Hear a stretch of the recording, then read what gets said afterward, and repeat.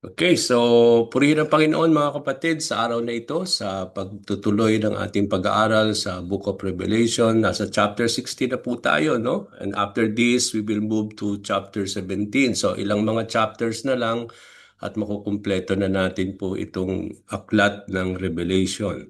Okay, so lahat po ng mga lessons na ating pong napag-aralan ay uploaded na po yan lahat sa ating YouTube channel. So napakaganda po ng ating pong pag-aaral dahil pwede nating balik-balikan, to refresh ourselves, to remind ourselves dun sa mga napag-aralan na natin. So if you have your Bible with you, can we open it in the book of Revelations, Revelation chapter 16.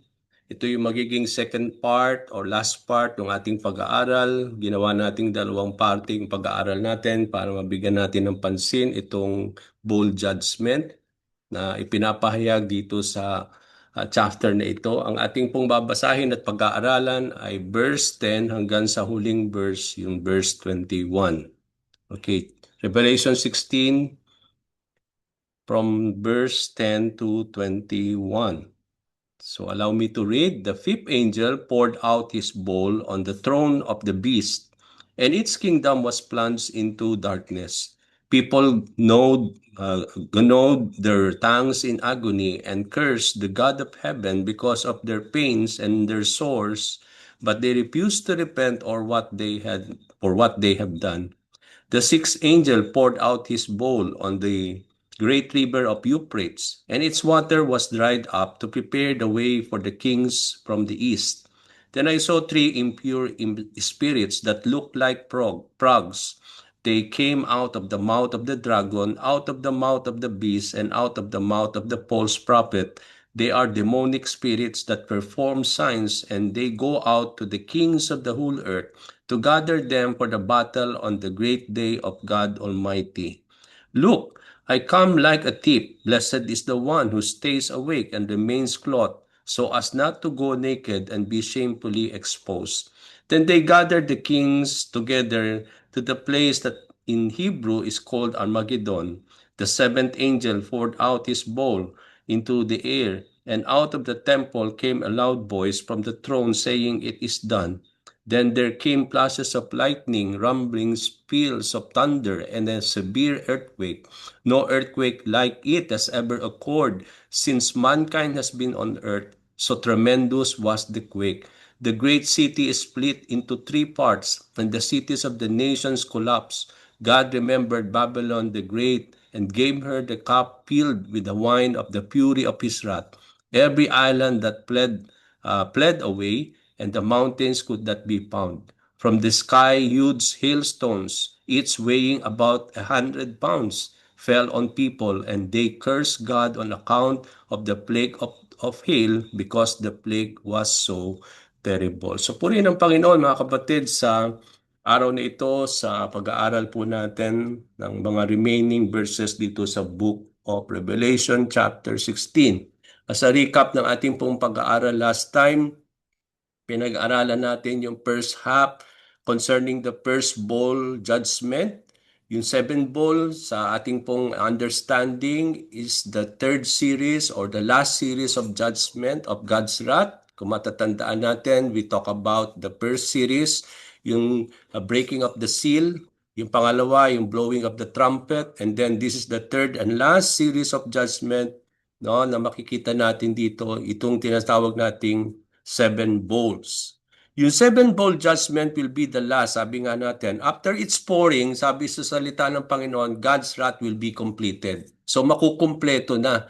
So ito yung pinaka-last, and after it has been poured out, it will be completed. We also learned from our previous study that itong seven bowl judgment is almost similar with the seven trumpets, no?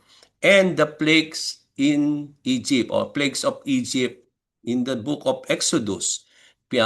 Last time, pinignan natin yung similarities, no? Kung paano makahalintulad itong bold judgment when it comes to the seven trumpet blowing and yung plagues of Egypt. Ang pagkakaiba lang natin dito, makikita natin yung escalation ng damage. Halimbawa, di ba, doon sa trumpet blowing, 1/3 lang ang damage. But here we come to see all, no? Yung pangkalahatan ang makikita na natin dito sa bowl judgment. So as John saw seven angels coming out from the temple, no, napag-aralan natin last time, one of the living creatures gave them seven golden bowls, no? And it is filled with the wrath of the Lord that will be poured out onto the earth. And also, not onto the earth, but also makita natin dito na even last time we talk about that it was poured out unto the sun. Okay? And then later on, makita natin even the air. No? Doon natin makikita, it will be poured out unto the air.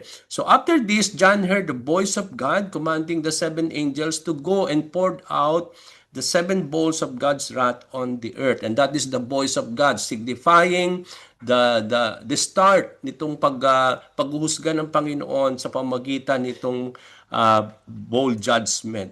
So the first angel went and poured out his bowl on the land at nagkaroon ng pestering sores. Kanino? Doon sa mga tao who had the mark of the beast and who had worshipped its image. So immediately after that, yung second angel naman, nakita natin, he poured out his bowl onto the sea and it turned into blood like a dead person. Every living thing in the sea died. So yun nga yung makikita nating pagkakaiba do sa trumpet blowing na 1/3 of the sea lang ang na-damage. But here we come to see that all the sea, the body of the sea, turn into blood, no? Kung makikita natin yung dugo na tumataga sa isang patay na tao, ganun daw klaseng dugo ang makikita natin dito when the sea will be turned into blood. The third angel poured out his bowl on the rivers and the springs of water and they become blood. No? So doon natin makikita na hindi lang po yung sea will be turned into blood, yung pinagkukuhanan natin ng mga tubig, yung mga springs and river will be also turned into blood. We discussed also last time na hindi po tayo para bang paano yung mga na-imbak nating mga tubig na wala talaga doon sa sea or sa mga rivers. I think it will be included as well. Kasi nakita natin doon sa plague ng Egypt, no, wherein pati yung mga mga naipon sa mga stone of jars, no, at ang mga kinalalagyan ng mga tubig at that time, ito po ay also had been turned into blood. So here also we come to see here that the angel proclaimed, after that we come to see that there is the voice and the angel proclaimed the eternal nature of God, no, as being God who is holy, who is, was, and who is, and who is, was. He is signifying the judgment is just. So nagkaroon ng proclamation at that time, no? At nakita natin dito na itong angel na ito pinoproclaim na yung judgment of the Lord is just for sabi nga natin, for recipient of the wrath of God and those who shed the blood of God's holy people, and how God had given them what they deserve. So dito natin makikita that we come to see that when we talk about the wrath and the judgment of the Lord, mga kapatid, it is just in the sight of the Lord. That even the Bible says that the judgment and the wrath of God is just. No? Hindi natin pwedeng sabihin na parang bakit naman si Lord, no? Ganoon yung kanyang gagawin. But then I believe it is based upon His holiness. God is a God of holiness, the God of righteousness, the God of justice. So sabi nga nung anghel dito, what the Lord will do is that because people deserve all of these things, no? They will not only bath in blood, but they will also they have also blood to drink. After this, John heard the response of the saints. No, after that proclamation of that angel about the justice of God, about the judgment of the Lord, nagkaroon ng response itong mga saints in the presence of God in His altar. No? Ito yung mga response ng saints. They are gathered in the altar. Ina-acknowledge itong mga taong ito who had been in the Lord, no? That they are acknowledging God as the Lord Almighty who is true and just in His judgment. This acknowledgement symbolizes their prayer request. No? Ito yung mga tao, kung matatandaan natin in the last chapters, ito yung mga na-slain na mga who had been who had been martyred for their faith in the Lord. They are asking God sa mga previous chapter natin, when will be the judgment of the Lord? Where will be the vindication of God for those people who had done this to them, no? Ito na yung answer ng prayer, at makikita natin dito, no, na they are acknowledging the judgment of the Lord, the fulfillment of bringing judgment to those who made them to suffer and to be martyred. Immediately after this, yung fourth angel. So makita natin, no, sunod-sunod ito, walang patid po yun, no? Walang pahinga yung pagpupor nitong bowl judgment. Immediately after the third pouring, nakita natin, immediately after that, the fourth angel poured out his bowl on the sun, and the sun was allowed to scorch people for fire. Okay, so they were seared by the intense heat, and they cursed the name of God who had control over these plagues, but they refused to repent and glorify Him. So magkakaroon ng global warming. Ito pong climate change natin today is already, patikim pa lang ito. I think that the more of this, no, will come at the end times. So I believe even though we are praying today for the Lord to act upon the climate change, I believe hindi na ito magbabago. Mas magiging intense pa itong mga init na nararamdaman natin, no? Even in the Middle East, come to think of this, no? Napakainit dito, no? Even in the Philippines, so mas matinding init paparating sa end times, no? Especially when this port ball will be poured out. Sabi doon, there will be intense heat, and it will scorch people with fire. So, come to think of that, no? Napakainit, sigurado yan. And so, and that is something that we are being informed in this passage. As we continue our lessons, we will pick up from here and then study the three remaining bowl judgment, yung fifth, yung sixth, at yung seventh bowl judgment. So, let's go now to verse 10. Okay? The pouring of the fifth bowl. The fifth angel poured out his bowl on the throne of the beast, and its kingdom was plunged into darkness. So dito, makikita natin yung pouring of the fifth bowl is poured out sa trono ng beast, no? Or the Antichrist. Napag-aralan natin that the beast, o yung first beast dito, di ba? Previously, we talk about two beasts here. The first beast is the Antichrist. Yung second beast, later on, nakita natin that another beast came, no, after this first beast, and yung second beast, ito yung tinutukoy natin dito, yung false prophet. Okay? So yung beast na tinutukoy dito, the throne of the beast is the Antichrist, and his kingdom, no, will be plunged into darkness. Now, the throne of the beast, sinisimbolize ito yung center ng power ng Antichrist. We know that during the end, the second part of the tribulation, that's the time that the Antichrist will rule and reign over the world. It means to say the whole world will be under the rule and the reign of the Antichrist. So yung pag sinabi natin there will be darkness throughout the kingdom or the throne of the beast or the Antichrist, hindi lang ito physical, no, in aspect, kundi titingnan din natin ito spiritually. That is also what we can see, no? At ang escalation nito hindi lang sa kingdom niya. And because yung kingdom niya, sinasakop niya yung buong mundo, so it will be the whole world will be plunged into darkness. Kagaya nangyari nung darkness during the time of Egypt, no? At doon natin makikita yon. So, here, the darkness kinoconnect tayo dito dun sa plague of in Egypt, where God's judgment was poured on Egypt, particularly Pharaoh, when there is darkness throughout Egypt. So, mamamangha tayo doon sa plague na yon, doon sa Exodus, na yung mga part lang nung kung saan nandun yung Egyptian at si Pharaoh, yun doon lang nagkaroon ng darkness. But when it comes to the people of God, the Israelites, no, there's no darkness in that place where they are, no, when they were there, no. So doon natin makikita. So there will be not only darkness upon the kingdom of the Antichrist, but the effect of it is mag-escalate ito throughout the whole world.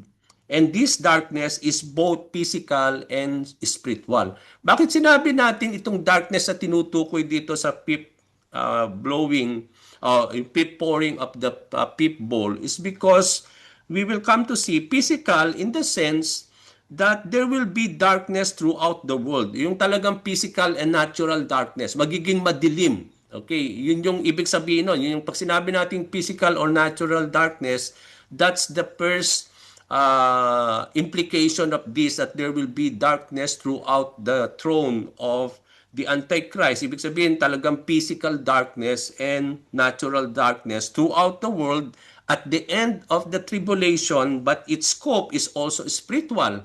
Okay, makikita natin ito, yung bowl judgment ay parang at the end of the tribulation, prior to the second coming na ni Jesus Christ. Okay, kaya nga kung makikita natin dito, mga kapatid, kaya yung mga paniniwala when it comes to our doctrine, no? 'Di ba? Merong mga doktrina, kailan ba darating si Lord, yung second coming niya. No, but we come to see from the book of Revelation, it is so very clear that the second coming will come after the judgment or the pouring of the series of judgment. Kaya nga makikita natin dito sa mga succeeding chapters natin, after chapter 16, dito na yung preparation na for the coming of the Lord because the judgment had been completed. So itong makikita natin itong pouring of the bowl, kung titingnan natin sa perspective where it is in the tribulation, it is part of, parang it is almost end of the tribulation na ito. Okay, itong pouring of the last series.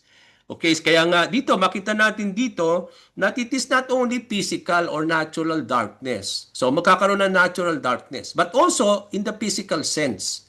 So bakit sinasabi natin is itong darkness na ito will be also spiritual? Now, here, the throne of the beast will be plunged into darkness, signifying complete disruption of its power. So, physically, naturally, kapag nagkaroon ng darkness, maapektuhan yung kanyang power and influence. So, the darkness brought by the pit bowl is also spiritual darkness, indicating na magkakaroon ng spiritual blindness and also it symbolizes also the divine judgment of the Lord.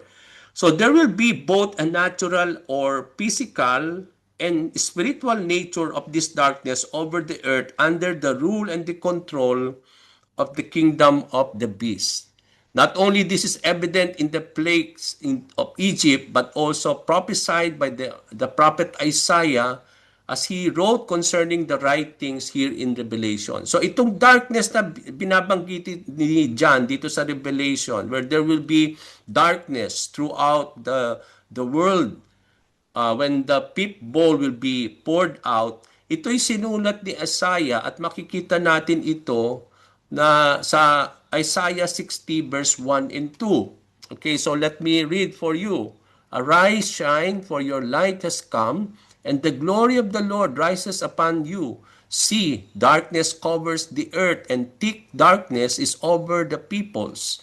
But the Lord rises upon you, and His glory appears over you. So dito natin makikita, no, that after nga ditong mga mangyayari, itong darkness na ito, there will be the light will come. O the light, yung there will be now, sinasabi dito, the glory of the Lord rises upon the people at that time, at that darkness. Sabi doon, the Lord will rise upon it and the glory will appear. No? So, doon natin makita dito. No? So, sinisignify dito ni Isaiah, even itong writing the book of Revelation, that after this bowl, where there will be darkness, makikita natin yung preparation na talaga sa pagdating o pag-appear ng ating Panginoon Kristo. Now, if you will try to notice what Isaiah says, sabi dito, darkness covers the earth. That is the natural thing. Okay? Yun yung physical. That there will be natural darkness covers the earth. And then, but then makikita natin, and thick darkness is over the people. So, yun yung spiritual na implication naman, that there will be darkness over the people. No? So there will be spiritual darkness in the spiritual lives of the people in those times. So kaya sinasabi natin dito na yung darkness na binabanggit dito is both natural or physical and also spiritual. That darkness also will be upon the people, no?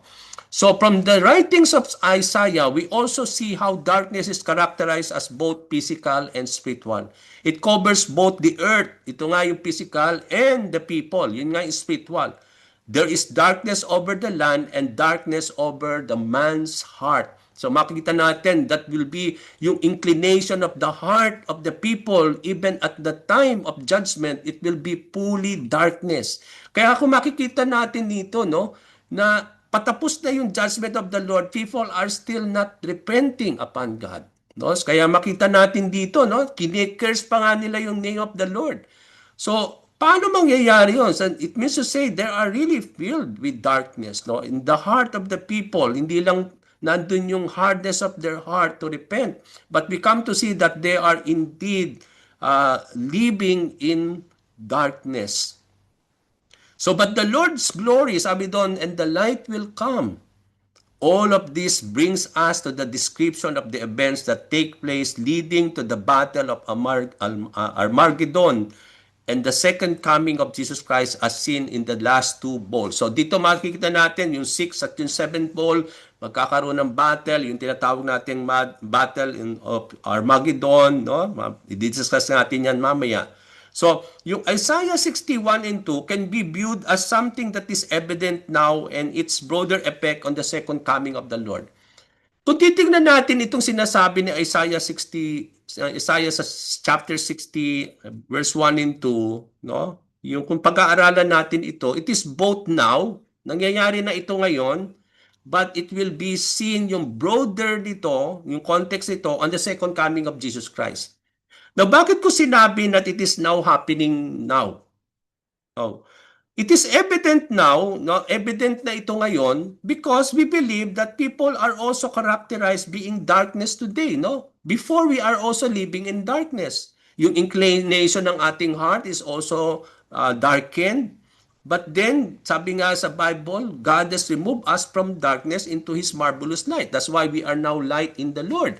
So dito nangyari na ito sa atin today, but mangyayari pa, yung broader context ito will come upon on the second coming of Jesus Christ. Pero nakita na natin yung fulfillment nito even now, no? Yun nga yung sinasabi ko, that is already evident in our lives today. No, that we believers are before walking in darkness and filled with spiritual darkness. But then the light and the glory of the Lord has come upon us, isn't it? The Lord rises upon us, and because of our faith in the Lord, when we repented of our sin, we accepted and we believe Jesus Christ, He has removed us from darkness and moved us from His marvelous light. Okay? So similarly, the nature of this darkness and its reality is seen in its broader effect. So hindi lang ito nangyayari today, pero yung broader effect nito ay mangyayari on the second coming of the Lord Jesus Christ, no? As seen in the pouring of the fifth bowl judgment. Now, ano magiging response ng tao kapag nangyari ito, that there will be darkness at that time? Sa verse 11, makita natin, people gnawed their tongues in agony and cursed the God of heaven because of their pains of their sores, but they refused to repent of what they had done. Alam natin mga kapatid, before the pouring of this pit, no, where there will be darkness, nagkaroon po ng pouring that there is this source, no, yung sugat sa buong katawan na nangyari sa tao, lalo tigit sa lahat sa mga sumamba, sa lumuhod o nag-worship dun sa beast image, but also who had the mark of the beast. Okay? Now here, mas matindi yung kanilang pag-suffering because makikita natin dito, they are in agony. And not only because of the darkness that filled the whole land, but because, sabi dito, of their pains and their sores. Okay, yung kanilang mga sugat. And that brought them to curse the name of our God. They cursed God, no? And then, sabi doon, but they refused to repent of what they had done. Okay, matindi po ito, no? Nagsasuffer na sila in agony. Come to think, hindi pa rin nagre-repent. So, paano mo explain ito? Talagang antigas ng puso nito mga taong ito, mga kapatid, that they are that their lives are filled with darkness, no, in their hearts, in their lives, no. At makita natin dito, siguro kung tayo yun, maaring masabihin natin, siguro magbabalik loob na tayo, pero hindi rin natin masasabi kung ganun talaga ang mangyayari sa buhay natin, kung tayo ay mga unbelievers in that time, no, hindi natin pwedeng sabihin yon, no. Maaring kasi dito, sinasabi na sa Bible that even when they are experiencing agony, no, torment, no, wala pa yung lake of fire na torment, ito tinotorment na eh. Matindi ng torment itong mga judgment na ito. But then sabi doon, they continue to even curse the name of the Lord. No, paano mangyayari yun? They are cursing the name of God and they are refusing to repent. So we come to see from here the extreme suffering and distress of the people in agony. They are already in agony. The act of knowing or grounding their tongues suggests intense pain and regret. Yung di pa pag yung gina-ground natin yung tongue natin, no? It means that we are in agony. No, yun yung makikita natin dito. No, yung nire-remind tayo dito. Remember the rich man, no, sa parable ni Lord sa Luke 16:24 when he experienced unrelenting agony in the lake of fire, di ba? Nagkaroon natin, mariremind tayo dito, no? Yung anguish nitong rich man when he was put into Hades at that time, no? Na-experience niya yung unrelenting agony, walang tigil na agony. Ito yung makikita natin dito sa ating passage today. Yung anguish also reflects the spiritual torment of those who reject Christ, emphasizing the urgency of repentance and faith, but they have not really repented, no? But we come to see that even the people are in agony. They curse God and they did not repent of their deeds. Hina-highlight nga talaga dito, even I have already emphasized this last time, yung hardening of the hearts, that the act of cursing God reflects a deep-seated rebellion and refusal to acknowledge His sovereignty, even in the face of divine judgment brought by His wrath. Nakakaawa ang tao at that time, mga kapatid, no? Kung titingnan natin itong reality ito na mangyayari, that they are already in torment, in agony, but they refuse still to come before the Lord, that they even curse the name of our God. So the refusal to turn to God in repentance, even when faced with sufferings and anguish, underscore the depth of human sinfulness. Doon na natin makikita yung katindihan ng human sinfulness in the life of the people and the fulfillment of the prophetic warnings about the end times. Okay? Kaya nga itong pag-aaral natin ito napakaganda eh. Kasi nakikita natin dito yung mangyayari talaga. And it serves as a warning for all of us. At the same time, it gives us the encouragement and the motivation to reach out for more people. Kasi kung hindi, tingnan niyo po yung idadanasin ng tao at that time, no? And I believe that this is the time indeed as a warning for all of us, no, in preparation for the end times. Now, sabi nga natin, no, can we read Matthew 11 verses 20 to 24? Huwag nating bigyan natin pansin ito. I want to read Matthew 11 verses 20 to 24 if you have your Bible with you. Ano ba yung sinabi dito? Matthew 11, 20 to 24. Sabi dito, woe on unrepentant towns. Then Jesus began to denounce the towns in which most of his miracles had been performed because they did not repent. Woe to you, Chorazin! Woe to you, Bethsaida! For if the miracles that were performed in you had been performed in Tyre and Sidon, they would have repented long ago in sackcloth and ashes. But I tell you, it will be more bearable for Tyre and Sidon on the day of judgment than for you. Tingnan niyo po yan, ha? And you, Capernaum, will you be lifted to the heavens? No, you will go down to Hades. For if the miracles that were performed in you and had been performed in Sodom, it would have remained to this day. But I tell you that it will be more bearable for Sodom on the day of judgment than for you. So tingnan natin dito, napakaganda yung sinasabi ni Lord dito, no, when it comes to that the people will not really repent at all, no. Sabi kaya nga dito makita natin dito that kung yung mga nakita ng mga miracles ng mga tao in those times, yung Chorazin, yung Bethsaida, kung nakita ng mga tao ito, yung nung mga panahon ng Sodom and Gomorrah, sabi ng ni Lord, they may have repented of their sin. Pero they are so blessed that they have come to see these miracles of the Lord in His time, no? But then it does not lead them, still not to lead them to repent of their sins. So, sabi doon, it will be more bearable, sabi doon. So it will be more in the judgment and the day of the Lord, no? Mas ganun din ang makikita daw, sabi ni Lord, no? That kitang-kita natin ito even in the book of Revelations, that people will not repent even they come to see, no? Hindi lang miracle dito kundi yung makita na natin yung judgment na, yung torment and agony, but they refuse to repent and they are cursing the name of our God. Verse 12. Now the sixth angel poured out his bowl on the great river Euphrates, and its water was dried up to prepare the way for the kings from the east. Now, what does this tells you and me? Now, ano ba itong great river of Euphrates? Now, the sixth angel poured his bowl on the great river Euphrates, and its water dried up. So, natuyo yung tubig sa Euphrates River. Now, the Euphrates River is one of the most significant rivers in the Bible. So, very significant yan. No?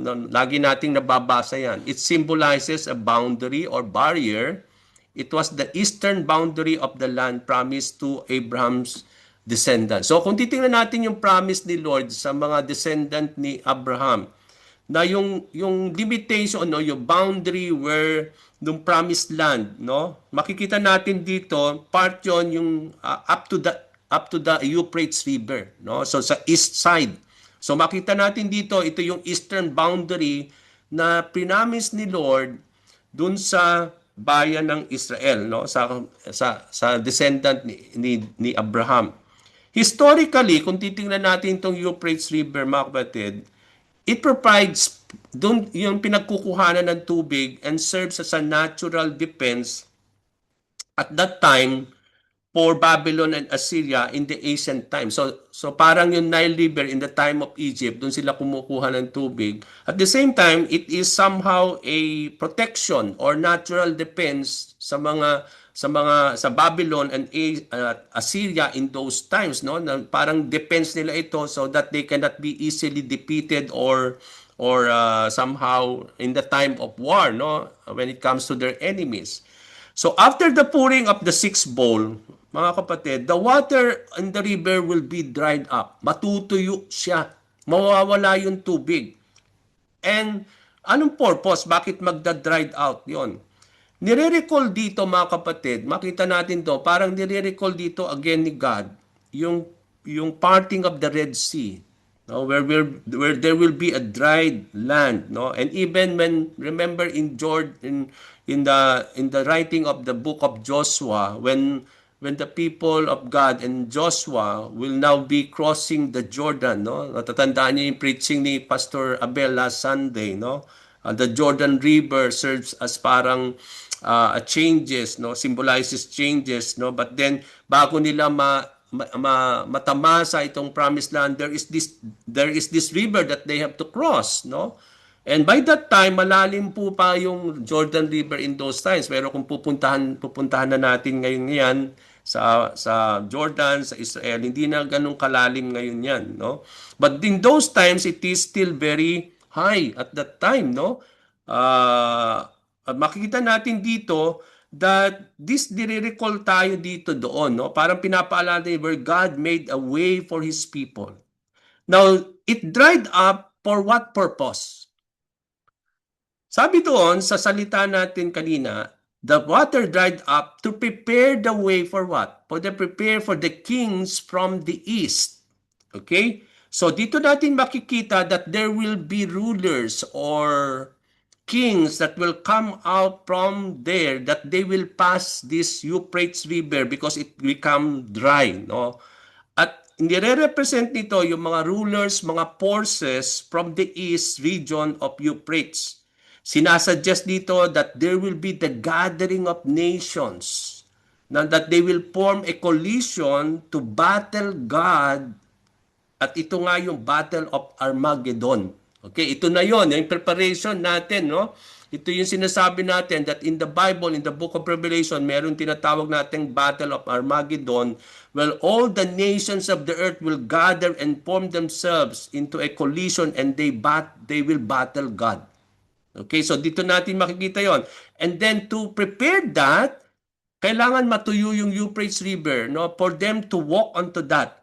Okay, so because it will be so hard, no, so kaya madadry ito at that time, at doon it will come from that dried, no, way, ito mga kings of the earth, no, at doon natin makikita dito the gathering of the nations for a significant event, which is the Battle of Armageddon. Yung Battle of Armageddon is seen as the final battle battle against Jerusalem, leading to the return of our Lord and Savior Jesus Christ. Verse 13. Then I saw three impure spirits. No, after the Euphrates had dried up, nakita ni John that there are three impure spirits that look like frogs. They came out from the mouth of the dragon, out of the mouth of the beast, and out of the mouth of the false prophet. Okay, so dito, makita natin dito, may tatlong impure spirit daw na nakita si John sa kanyang image. No, sa vision na ito, na ang bawat isang mouth nung dragon, nung beast, at nung mouth of the false prophet came frog. Okay, mayroong mga, itong frog na ito symbolizes impure spirits. Hindi actually ito na literal, mga kapatid, no? When we talk about, we come to see here when John says that they came out as impure spirits like frog, ibig sabihin hindi siya natural or physical na frog that will come out from their mouth. But these are spirits, impure and demonic spirits. Okay? Now, John saw in the image three impure spirits that look like frogs coming out from the mouth of these three. Okay? Now, itong mga spirits na ito are unclean spirits that look like frog, symbolize corrupting influence, denoting deception and chaos. So, paano magkakaroon ng coalition of nations to battle with God? Magkakaroon po ng deception at that time, no?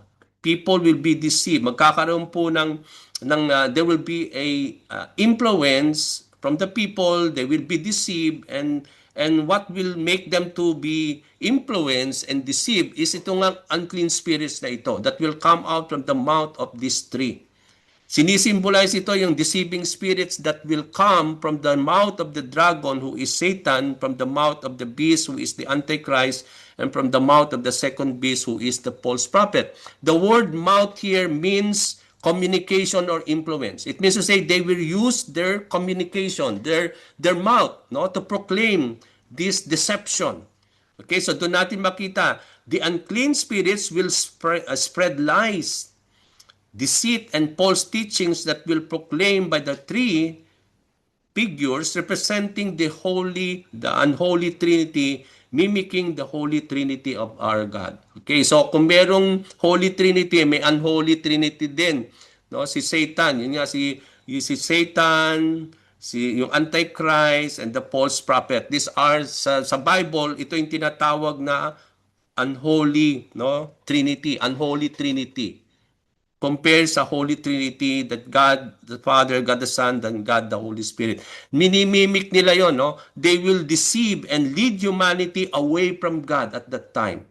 Kaya magkakaroon ng influence, that there will be the coalition of nations and rulers, no, to battle against God, because they will be deceived, no? Magkakaroon ng influence, no, out of this from the words that will come out from this tree, no, that will influence, that will really deceive people at that time, no. At doon natin makikita, they will deceive and lead humanity away from God, leading to the opposition to Christ. Satan, knowing that the second coming of Christ is near, will gather all the military might of the world into the Holy Land to resist the coming of the Son of Man, who will return in Mount Olives. Through the nations may be through the nations may be deceived in entering into the war in hope of gaining political power to battle the armies of heaven. And this is seen in verse 14. So makakikita natin ito sa verse 14. Okay? Then, sabi dito, they are demonic spirits. So, itong three impure spirits that came out from the mouth, no? They are demonic spirits that perform signs. So come to think of this, paano madideceive? So along with the words of these three that will lie, that will speak lies and deception, and that will influence people at that time, even these spirits can perform signs, no? So they can really perform signs, and that makes people to be deceived more. Sabi doon, and they go out to the kings of the whole earth and gather them for battle on the great day of God Almighty. So dito natin makikita that out of that demonic spirits, who has also the power to do signs and wonders, they are able now to gather and influence people of the whole world, the kings of the whole world. So magkakaroon po ng collision of armies, no, of different nations, and they will form a coalition, and they will gather for battle against the God Almighty. Okay? So the three wood unclean spirits coming from the mouths of the dragon, beast, and the false prophets are demonic spirits. Not only these spirits have the power to deceive by words, but they have the power to deceive by performing signs intended to deceive and manipulate. So magkakaroon ng manipulation, no? Isn't it, when you are possessed by demonic spirit, sunod-sunuran lang tayo, di ba? And I believe that will be what will happen at that time. There is this influence of evil spirit that will come out from this unholy trinity, and they will really deceive, and people will be manipulated at that time. So these signs performed are counterfeit miracles. Alam natin, hindi ito mga totoong miracles meant to lead God to people astray by means of deception. So magkakaroon sila ng power to do signs and wonders, to deceive nga talaga, for people to move away from our Lord, no? And this deception has a global impact and influence, wherein rulers of the world will be led into to unite, no? Wherein the rulers will be led to unite against God. The purpose of the demonic spirit is to gather the kings for confrontation, leading now for the battle of Armageddon. They will wage war to God Almighty on the great day of the Lord. Come to think, the nations of the world will battle against God. And then, after that, nagkaroon ng voice, no? In verse 15, ang sabi dito, look, I come like a thief. Blessed is the one who stays awake and remains clothed, so as not to go naked and be shamefully exposed. I believe there is no doubt that we know who is this voice na narinig ni John after the pouring of the sixth bowl. Okay, wherein nations now is preparing, the Euphrates dried up so that they will be passing on that, and they will really form themselves in Jerusalem and the holy city of God. They will form a coalition. But then there is this voice now that had heard at that time, look, sabi doon, I come like a thief. Blessed is the one. So there is this voice, and he is acknowledging, and he is proclaiming the way he will come. And also there is also a warning, okay, that has been heard by this voice. And there is no doubt, mga kapatid, that the one proclaiming the message is the Lord Jesus Christ, who is warning of his unexpected return like a thief in the night, no?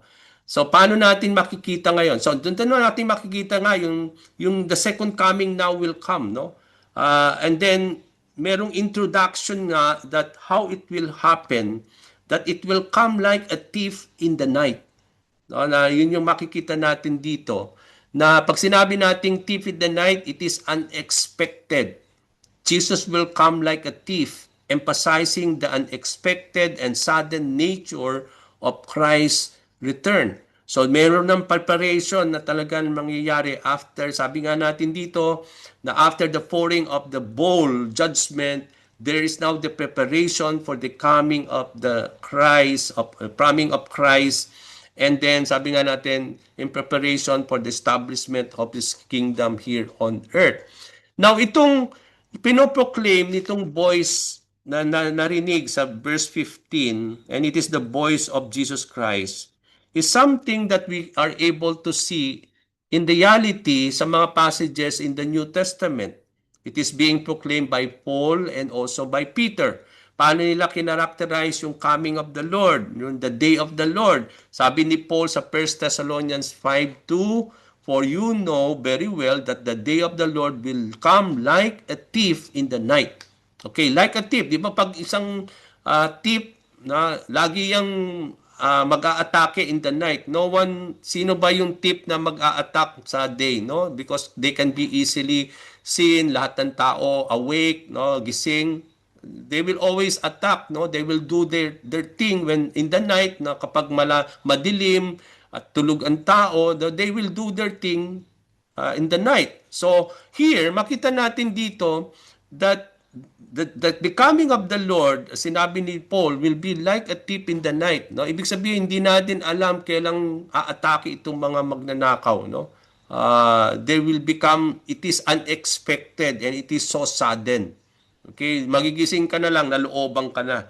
So it means to say, it is unexpected and it is sudden event that will happen soon. Sabi din ni Peter, 2 Peter 3:10, but the day of the Lord will come like a thief. So din yun yung pinapahayag ni Peter. The heavens will disappear with a roar. Ito na, even Peter was talking about the book of Revelation here. That at the coming of the Lord, the heavens will disappear with a roar. The elements will be destroyed by fire. And the earth and everything done in it will be laid bare. So dito, even Peter was trying to say that at the coming of the Lord, no, there will be the heavens will disappear, the elements will be destroyed by fire. So before that thing will happen, mangyayari muna that there will be the coming of the Lord, and He will come like a thief, sabi doon. That also Revelation was trying to proclaim. So dito, ina-underscore nito the need for constant vigilance. Kaya along with that voice, there is a warning there. Blessed is the one who stays awake and remains clothed, so as not to go naked and be shamefully exposed. So ano sinasabi nitong voice na ito? This is the voice of Jesus Christ at the coming at His coming, like a thief. Ina-underscore nito yung need for constant vigilance, yung readiness natin among believers of the Lord. It is also a call for spiritual alertness. Maging alert daw tayo, maging vigilant, so that, sabi doon, so that we will not go naked and be shamefully exposed. So we need to remain clothed. Sabi doon, we need to stay awake. No? So maging alert daw tayo. Dito yung cloth, dito yung we need always to be clothed by the clothing that Jesus Christ has given us, no? In the robe of righteousness, kailangan suot-suot natin lagi 'yon, no?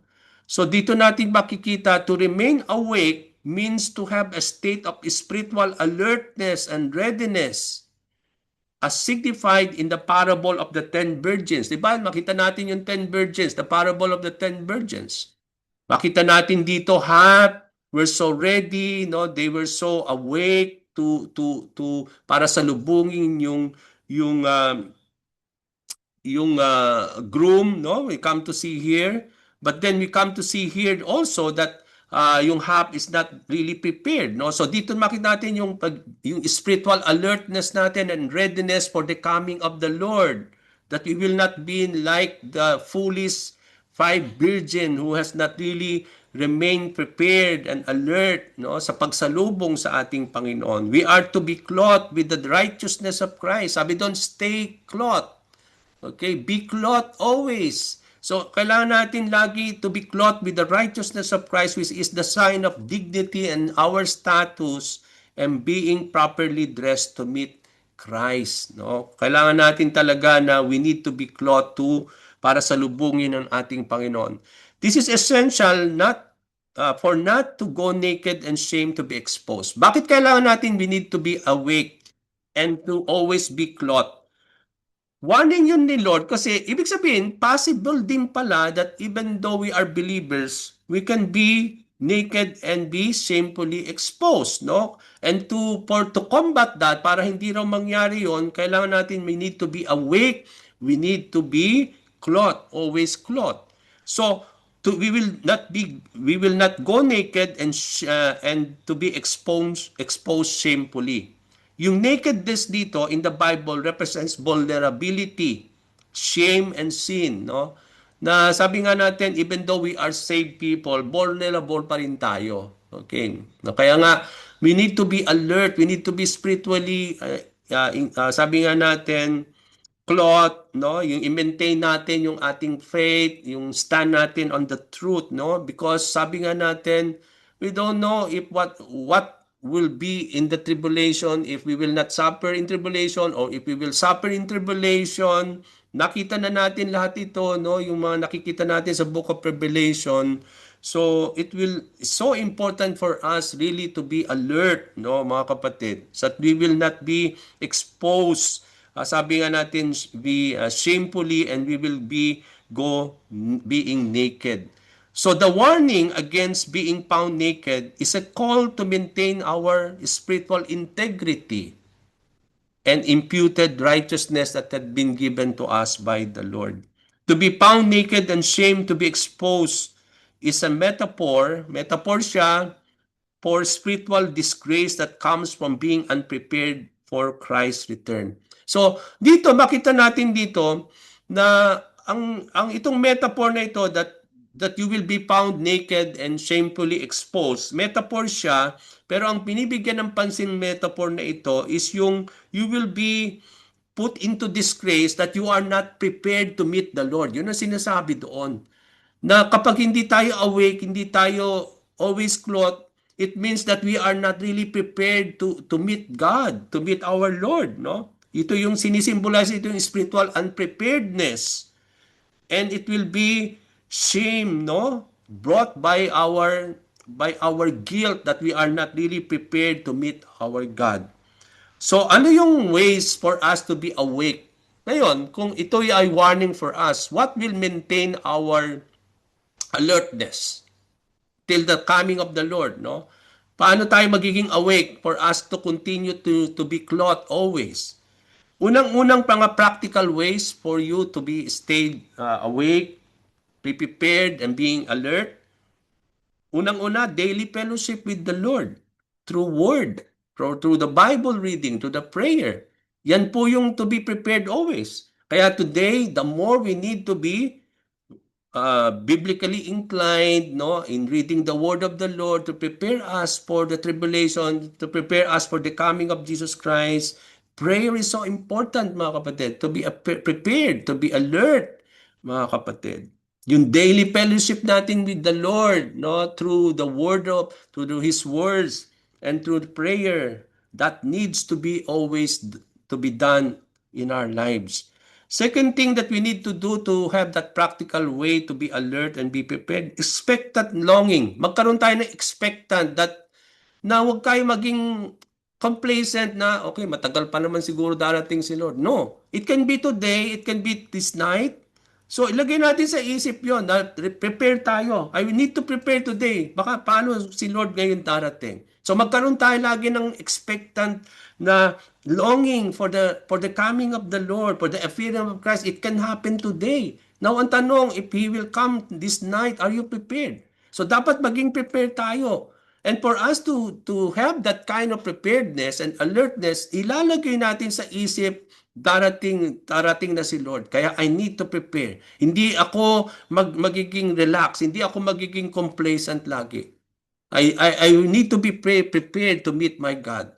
No? So yun dapat ganun dapat ang expectation natin.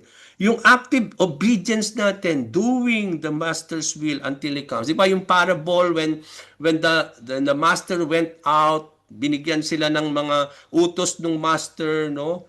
And then we come to see here, relax tayo, no? But then the masters came, no? And then he found out that we are not really doing his will, no? Di ba sa parable ni Lord na yon? So I believe this the parable also is warning us that we don't know the master will come. So as servants of the Lord, as slaves of Christ, we need to do what he's saying to us so that we will be obedient, no? We will be faithful doing what the Lord is telling us until he comes. And I believe that is the same thing, to be prepared and to be alert. Jesus' return is imminent and unexpected. Hindi natin alam, pero talagang mangyayari yan, mga kapatid. Blessing belongs to those who stays. Kaya sabi dito, no, blessed are those, may blessing to those who will be staying awake, to those who will be prepared to meet God. There is blessings for those people. So sabi dito, blessing belongs to those who stay spiritually alert and keep the garments of Christ, righteousness unsoiled. By living watchfully and walking in holiness, we avoid the disgrace of being found spiritually naked.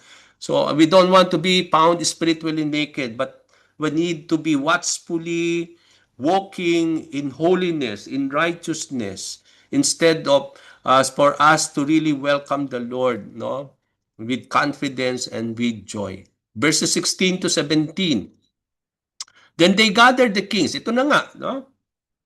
Euphrates will dry, and then this demonic spirit will have the power to do signs and wonders, no? So doon natin makikita that they will influence people at the time, the rulers of the earth, no? And they will gather them for battle. At yun yan yung nangyari nga sa verses 16 to 17. Then they gathered the kings together to the place that is Hebrew is called Armageddon. The seventh angel poured out his bowl into the air, and out of the temple came a loud voice from the throne saying, "It is done." Para bang sinabi ni Lord sa krus, "It is finished"? The same thing na sinisikfay dito. It is, parang sinasabi, "It is finished" or "It is done." Now, they repaired dito, yung day dito, then they gathered. Sino yung day na tinutukoy dito? Yung dragon, yung beast, at yung antichrist, yung unholy trinity. They will gather this, sabi dito, the kings together in the place which called Armageddon, okay? And itong demonic trio na ito will gather the kings of the rulers of the world and will form a coalition. They will be gathered into the place called Armageddon. Now, the term Armageddon, mga kapatid, is derived from the Hebrew Har-Megiddo, meaning Mount of Megiddo. So itong Armageddon pala mangyayari sa Mount of Megiddo. Kung i-search niyo sa Google, if you want to try to see where is this, no? Itong Armageddon in Hebrew is Har Megiddo, which means to say Mount of Megiddo, a site of many historical battles in ancient Israel. Kung pag-aaralan ninyo yung Old Testament, karamihan ng mga battle na nangyari, great battle, in the Old Testament, nangyari po dito sa Mount of Megiddo. At in the New Testament, at the coming of the Lord, the Battle of Armageddon, dito rin mangyayari sa Mount of Megiddo. Okay, the battle of the nations against the God Almighty and His holy angels. So dito natin makikita, no? So, yung mga many historical battles in the past, in the ancient times, no, in the Bible, battle in the Bibles, dito po nangyari yan. Karamihan yan. Kung sasaliksikin niyo sa Mount of Megiddo, which is also mangyayari din at the coming of the Lord, yung tinatawag natin the Battle of Armageddon. So Megiddo, kung titingnan natin yung Megiddo was an ancient city located in the northern Israel. So sa north side ng Israel, makita natin yung Megiddo. strategically positioned on the trade route between Egypt and Mesopotamia. So maganda siyang talagang site. While the gathered kings with their armies will be assembled in Armageddon, yet the Lord will rise and shine, and the glory will appear in Mount Olives. So sa Mount Bigibo, dito mag-a-assemble itong mga nations that will form coalition. Sa Mount naman, Olives, no, doon naman mag-a-appear si Lord on His second coming. Remember at that time, no, when Jesus Christ rise up, ascended back into the heaven, they are in Mount Olives. Doon nag-rise si Lord, no? And then sabi ng angel, why are you looking up? The same Jesus that you have come to see will come again, like He was the same thing when He went up. So doon natin makita sa Mount Olives then doon mag-a-appear si Lord, no, as in fulfillment of what the angel said, no, in the gospel. So after this, makita natin dito, so the coalition of the king of the earth is to wage war against God. They will gather themselves to make war against the Lord. But their assembly only sets a stage for the triumphant return of Jesus Christ, who will defeat them. Alam na natin kung sino ang mangyayari dito sa battle na ito. No, they will be defeated by God, and then in preparation for the inauguration of the kingdom of the Lord. So after this, the seventh angel poured out his bowl. No? So after that gathering nga, there is the seventh angel, pinored out niya yung kanyang bowl into the air.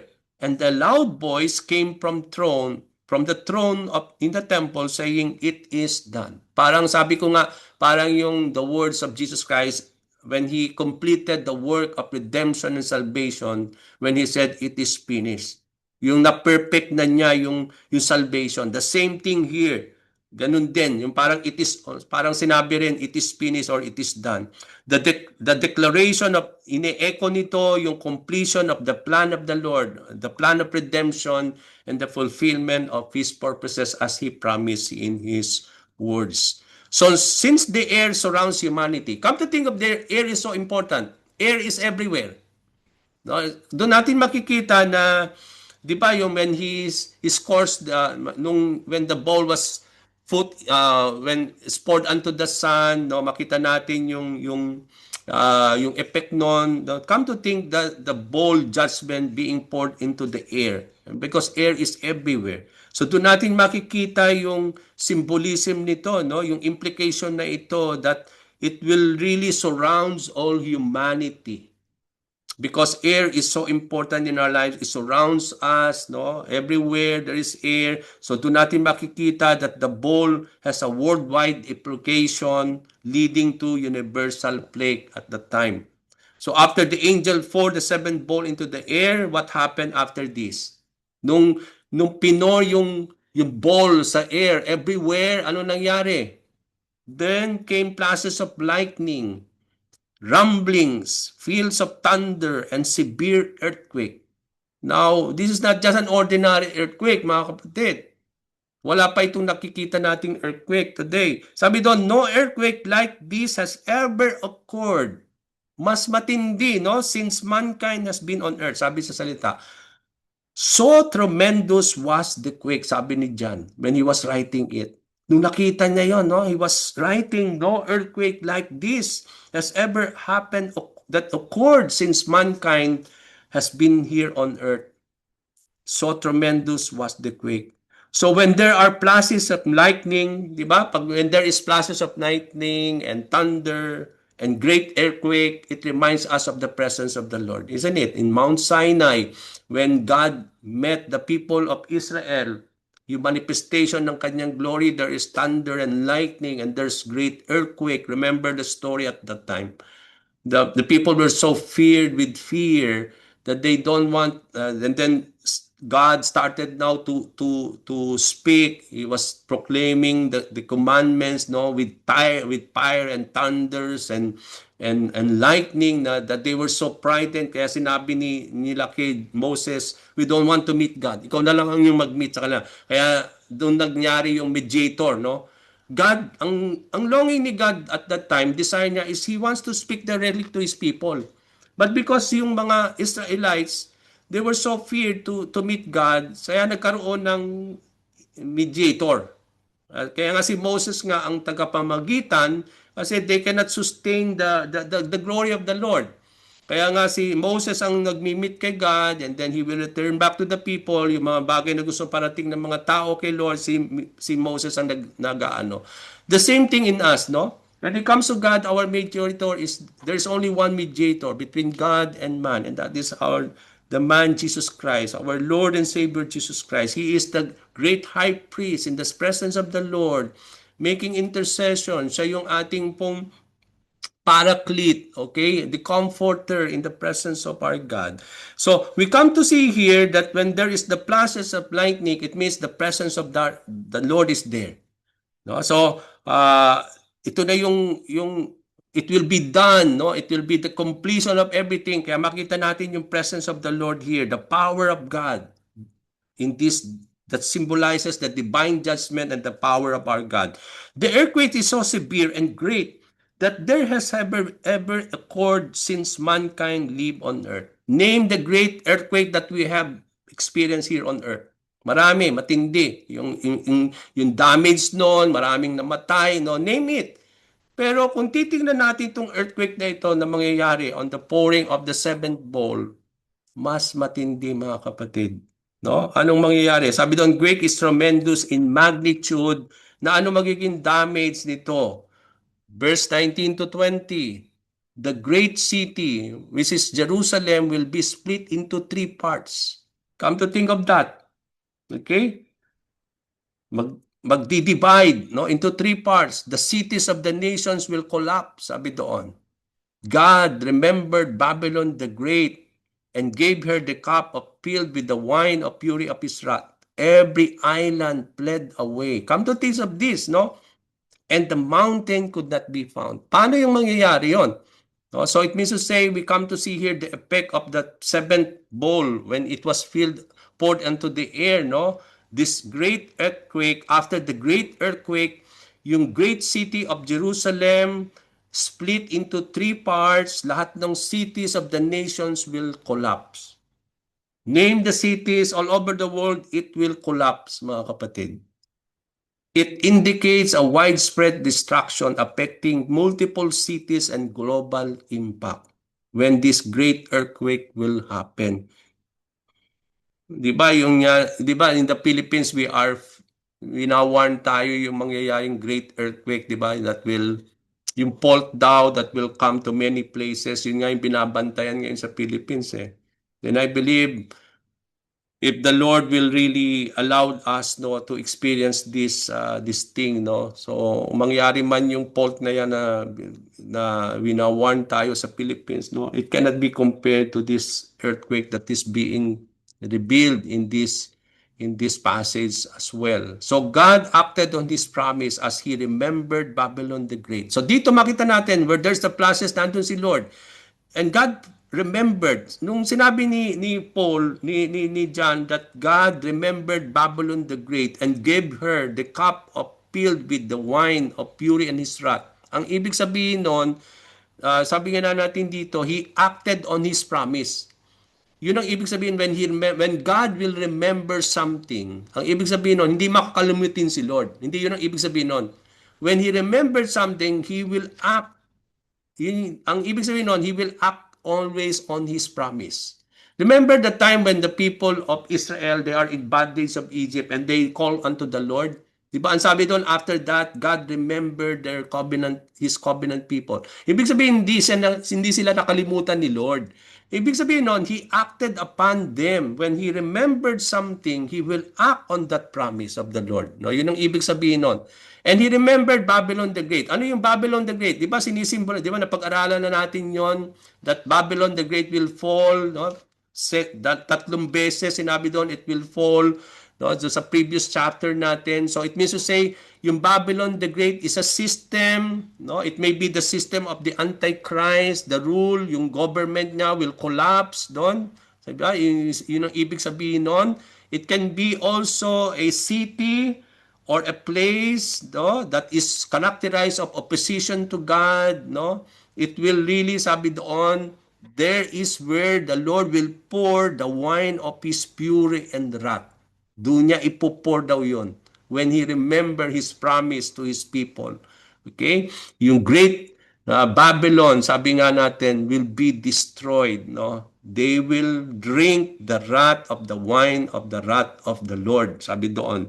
When He acted and complete His promise, and He will remember His promise to His people. So, ito yung mga city or system na characterized with idolatry, yung immorality, yung rebellion against God, yung kung anong mga system na yan, mga places na yan where there is like this, no? There will be nandun makikita natin yung the wrath of the Lord, the wine of the fury of His wrath will be there. Doon daw ipupour ni Lord yung kanyang judgment.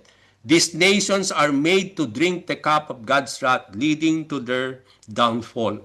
The great earthquake not only destroyed cities of nations, but also every island disappeared and all the mountains were, sabi dito, cannot be found. Anong ibig sabihin nun? Every island fled away. Tumakbo ba? No. Hindi yun ang ibig sabihin nun. Hindi literal ito. Lahat ng island daw will disappear. Okay? Mawawala. No, because of the earthquake that will come from the earthquake. No, it cannot be found anymore. Come to think of that, makita niyo yung implication nito. Yung lahat ng island cannot be found anymore. It will disappear. All mountains, kung ganun katataas itong mga mountains, so male-level up daw. Guguho lahat yung mga mountain. They cannot be found anymore. They cannot be found, hindi siya tumakbo, nawala. No, mapapatag lahat daw yung mga mountains, mga kapatid. Yun ang sinasabi dito because of the great earthquake. Island symbolizes lands of or place of refuge. Anong symbolical nito? Ibig sabihin, it is also both literal and spiritual itong sinasabi nating every island fled away and the mountain could be found. Literal in the sense na mawawala yung lahat ng mga islands, no? Yung mga mountains will be leveled up, no? Mapapatag. Yun yung literal na meaning nun, yun yung mangyayari. Also, spiritual. Pag sinabi nating spiritual, anong sinisimbolize ng island at ng mga mountains? Island is a place, no? A land or a place of refuge. Their disappearance signifies that the removal of all places of escape or refuge from God's judgment. Wala pong pwedeng pagtaguan. Yun ang ibig sabihin nun. Na wala isa mang island na pwedeng pagtaguan ng tao para he will not really experience the wrath of the Lord. Yun ang ibig sabihin doon in that spiritual sense. That island, yun namang mountain naman, mountains na represent yung stability, di ba? Yung permanence, parang walang mangyayari dahil it's so high and everything. But I believe magbabanish siya. Ini-indicate yung complete removal of natural order. And that is considered stable and enduring. Lahat ng mga kinukonsider na parang stable, that it will endure, masishaken yan and they will all collapse. Okay, it will collapse. Yun yung spiritual symbolism niyan. Verse 21, and this is where we will end. From the sky, huge hailstone. So after the earthquake, ano nangyari? From the sky, huge hailstone, each weighing about 100 pounds, fell on people. And they cursed God on account of the flake of hail because the flake was so terrible. Huge hailstone falling from the sky and falling on people is a catastrophic event, mga kapatid. At hindi lang ito maliliit na hailstone. Come to think, 100 pound ang weight, it will fall on people. Gaano kararami yon? O gaano karaming mga hailstone with that weight that will fall? So makikita na natin talaga yung catastrophic event after the earthquake. Ine-emphasize ito yung severity, yung supernatural nature of the judgment of the Lord. No? Just like after the pouring of the bowl judgment, people cursed God for the plague of hail because it was so terrible. This reaction highlights the hardness of the human heart and persistent rebellion against God, even in the place of undeniable evidence of God's might and wrath. Makita natin dito yung persistent pa rin yung rebellion ng tao.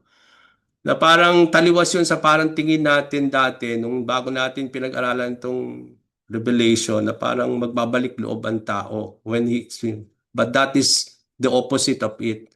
Nandun pa rin yung persistent hardening of the heart of the people. They will continue to rebel against the Lord. Come to think that even they will form a coalition to fight against God. Even in the face of undeniable evidence of the power and the wrath of the Lord. So from here I stop and bring this back